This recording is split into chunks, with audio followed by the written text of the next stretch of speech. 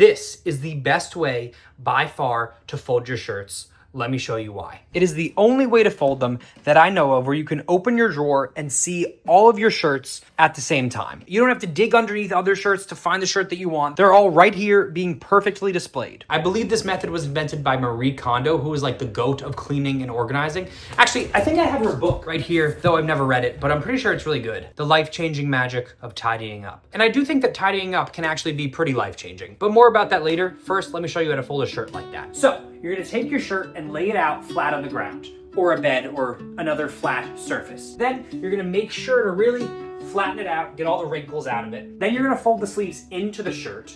I usually like to fold them onto the seam, just to keep everything nice and tidy. Then you're gonna take 1/3 of the shirt and fold it into the middle of the shirt, like so. Then you're gonna take another third of the shirt and fold it over on top. Make sure there's no wrinkles or anything like that. Then you're gonna fold this in half, stacking half of the shirt on top of the other half. Then you're gonna flip it over and fold it into thirds one more time, and you should have a perfectly folded shirt.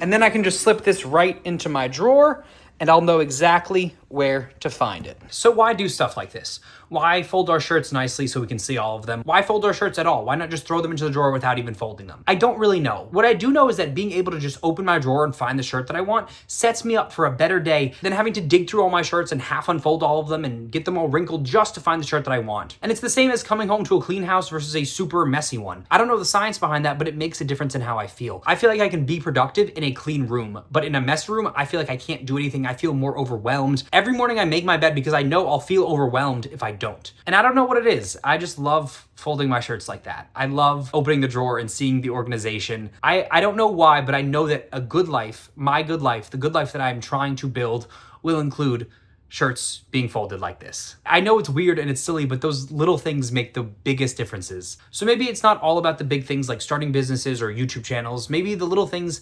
have big impacts as well. If you can find the joy in folding your shirts like this, if you can find the joy in the little things like going to the grocery store or drinking your favorite brand of kombucha, then you're probably gonna have a really good life. I don't really know what I'm saying. All I know is that this is by far the best way to fold a shirt. Thank you so much for watching. This is day 16 of posting YouTube video every single day, and I will see you tomorrow. Peace out.